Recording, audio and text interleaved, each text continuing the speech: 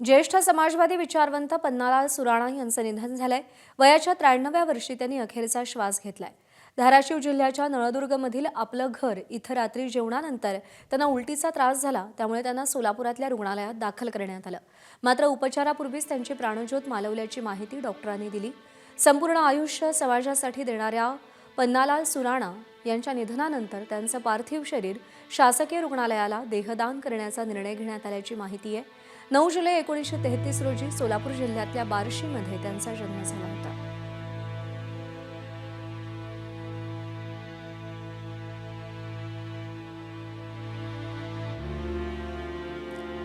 तर पन्नालाल सुराणा यांचा परिचय करून घेऊया ग्राफिक्सच्या माध्यमातून। 9 जुलै 1933 रोजी बार्शीमध्ये त्यांचा जन्म झाला। धाराशिवच्या परंडा तालुक्यातील आसू हे त्यांचं मूळ गाव। बार्शीत शालेय शिक्षण घेत असतानाच राष्ट्रसेवा दलात ते दाखल झाले। समाजवादी नेते जयप्रकाश नारायण यांच्यासोबत देखील त्यांनी काम केलं। आणीबाणीच्या काळात भूमिगत झाले, अटकही झाली होती। भूमिमुक्ती आंदोलनात 4 वेळा कारावास झाला। लातूरच्या भूकंपातील निराधार मुलांसाठी आपलं घर ही शाळा त्यांनी सुरू केली। समाज प्रबोधन संस्थेचे सचिव म्हणूनही ते काम पाहत होते।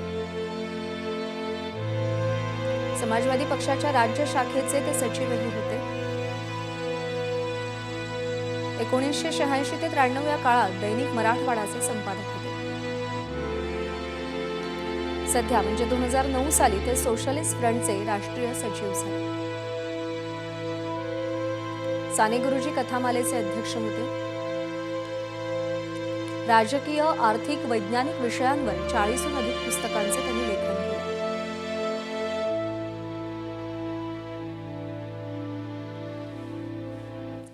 दरम्यान शरद पवारांनी ट्विट करत पन्नालाल सुराणा यांना श्रद्धांजली अर्पण केली आहे। पाहूया। शरद पवार असं म्हणतात, पन्नालाल सुराणा यांच्या निधनानं समाजवादी चळवळीचं अपरिमित नुकसान झालं। त्यांनी दिलेलं योगदान मोलाचं, प्रेरणादायी आहे। त्यांनी निभावलेली अग्रणी भूमिका उल्लेखनीय आहे।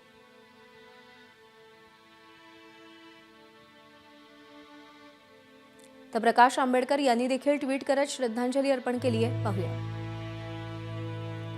पन्नालाल सुराणा यांचं निधन झाल्याची दुःखद बातमी समजली। लोहियावादी विचारांची श्रद्धा असणारे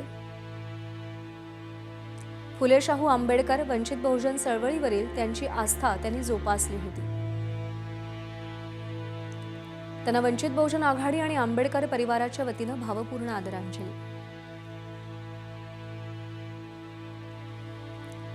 तर चंद्रशेखर बावनकुळे यांनी देखील ट्विट केलंय। पाहूया।